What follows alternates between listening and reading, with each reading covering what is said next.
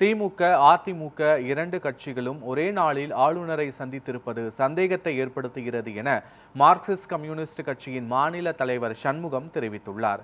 மதுரையில் செய்தியாளர்களை சந்தித்த அவர், எதிர்க்கட்சி தலைவர் கூட்டணி கட்சிகள் மீது அபாண்டமான குற்றச்சாட்டை கூறுகிறார் என்று தெரிவித்தார்.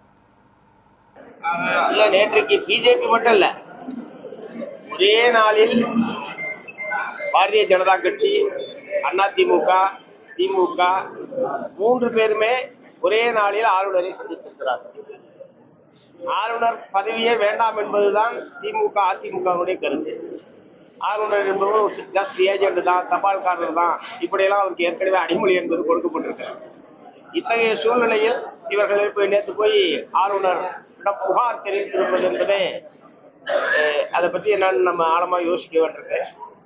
அதை பத்தி திமுக தரப்புல தான் திமுக, அதிமுக அது சொந்தமாக தெளிவுபடுத்த வேண்டும். பிஜேபி போய் ஆளுநரை சந்திப்பது மத்திய அரசாங்கத்துடைய ஏஜென்ட் என்கிற முறையில் அவர்கள் சந்திப்பதில் எங்களுக்கு ஒன்றும் ஆச்சரியம் இல்லை. பட் திமுக, அதிமுக இரண்டு கட்சிகளும் நேற்று சேர்ந்தார் போல் ஒரே நாளில் ஆளுநரை சந்தித்திருப்பது என்பது சந்தேகத்தை ஏற்படுத்துகிறது.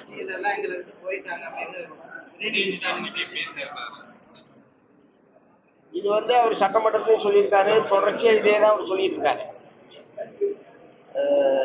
இந்த மாதிரியான அபாண்டமான குற்றச்சாட்டுக்களை எதிர்கட்சி தலைவர் இப்படி சொல்லுவது என்பது தவறானது. அவருக்கு அப்படின்னா அதுக்கான ஆதாரத்தை அவர் வெளியிடணும். இல்ல, இடைத்தேர்தலை பொறுத்தவரை மார்க்சிஸ்ட் கம்யூனிஸ்ட் கட்சி இதுவரைக்கும் எந்த முடிவும் எடுக்கவில்லை.